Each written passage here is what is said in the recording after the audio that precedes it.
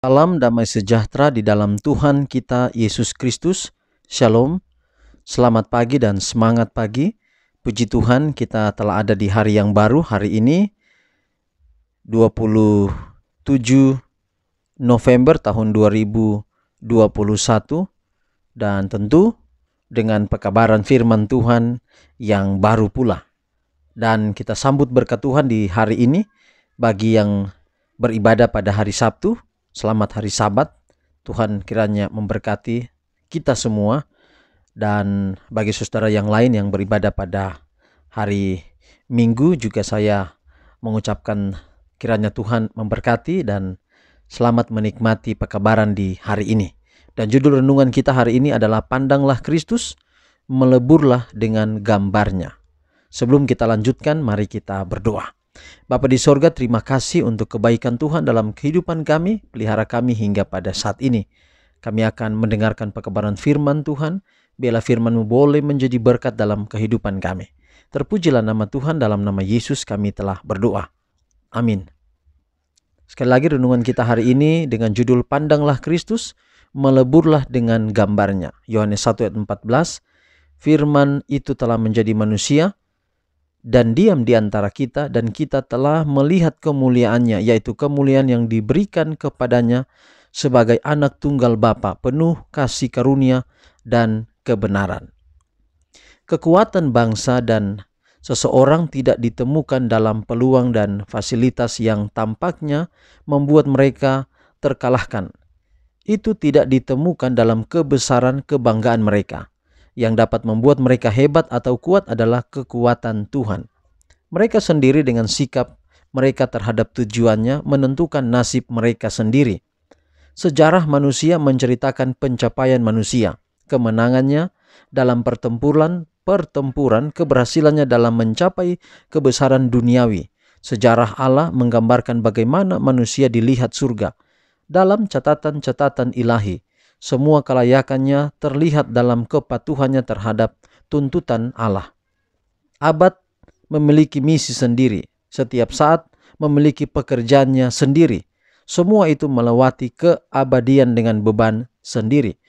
Tuhan masih berurusan dengan kerajaan duniawi. Dia ada di kota-kota besar, matanya melihat, kelopak matanya menguji tindak tanduk anak-anak manusia. Kita tidak boleh mengatakan Tuhan yang dulu, tetapi Tuhan yang sekarang. Dia memperhatikan jatuhnya burung pipit, daun yang jatuh dari pohon, dan raja yang diturunkan dari tahta. Semua berada di bawah kendali yang tak terbatas. Semuanya berubah. Kota-kota dan bangsa-bangsa diukur dengan pengukur yang ada di tangan Tuhan. Dia tidak pernah membuat kesalahan.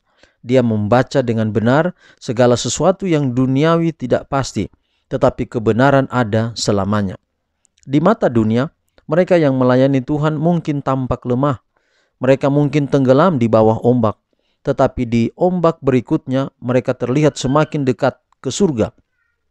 Aku memberikan kepada mereka hidup yang kekal, firman Tuhan kita, dan tidak seorang pun akan dapat mengambil mereka dari tanganku. Meskipun raja-raja akan dilemparkan dan bangsa-bangsa disingkirkan, jiwa-jiwa yang melalui iman menghubungkan diri mereka dengan tujuan Allah akan ada selamanya. Tetaplah memandang pada Yesus, dan dengan melihat Anda akan melebur dengan gambarnya. Ya saudara, ini tentu hal yang paling sulit mungkin kita rasakan dalam hal bagaimana kita menjadi orang yang baik, menjadi orang yang berhasil dalam hal rohani. Ini yang mungkin renungan hari ini yang mungkin menggambarkan seperti kita sulit untuk mencapai itu, ya, sulit untuk mencapai itu. Artinya untuk hidup setia kepada Tuhan, apakah kita boleh? Kadang-kadang kita pikir begitu. Apakah kita mau jadi orang yang betul-betul pengikut Yesus, orang yang setia, apakah boleh? Apakah boleh? Itu adalah merupakan satu beban yang paling berat yang kita selalu rasakan. Tapi sebenarnya saudara, itulah yang dirancang oleh setan. Dia ingin bahwa kita terbeban dengan semua hal-hal yang tadi saya katakan, kita mau maju, kita mau lebih rohani, kita seperti sulit kita mau buat. Padahal saudara, Yesus katakan, marilah kepadaku hai kamu yang letih lesu. Yesus juga katakan bahwa tinggallah padaku, akulah pokok anggur. Artinya bahwa Yesus membuat mudah segala sesuatu. Dan kuncinya hanyalah Yohanes 3:16. Barang siapa percaya tidak binasa, melainkan beroleh hidup yang kekal. Dan hari ini renungan kita, kalau kita mau pikirkan ke belakang, renungan kita hari ini seperti bahwa kita mau pikirkan lagi, apakah mudah kita hidup dekat dengan Yesus? Dan renungan kita hari ini menjawab bahwa caranya terus pandang pada Kristus.